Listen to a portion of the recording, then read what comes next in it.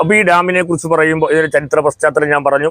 അപ്പോൾ ഈ ഡാമിന്റെ പ്രവർത്തനങ്ങൾ എന്ന് പറഞ്ഞാൽ ഇപ്പോൾ 176 അടി ഉയരവും 1200 അടി വിസ്തൃതിയുമുള്ള, അന്ന് പണിയണ സമയത്ത് ലോകത്തിലെ തന്നെ ഏറ്റവും വലിയ ഡാമായിരുന്നു. അതുപോലെ തന്നെ ഇന്ന് ലോകത്തിലെ ഏറ്റവും തന്നെ പഴക്കം ചെന്ന ഡാമാണ്. ഇന്ത്യയിൽ തന്നെ ഏറ്റവും വലിയ ഡാമാണ്.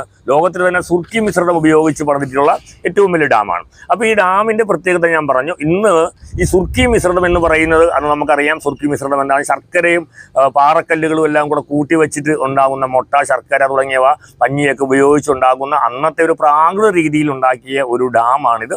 60 വർഷക്കാലമാണ് ബ്രിട്ടീഷുകാർക്ക് പോലും ഈ ഡാമിൻ്റെ ആയുസ് നിർണ്ണയിക്കാൻ സാധിച്ചിട്ടുള്ളത്. പക്ഷേ അത് അവർ കരാറിൽ ഒപ്പിട്ടത് 999 വർഷത്തേക്കാണ് എന്നുള്ളതാണ് സത്യം.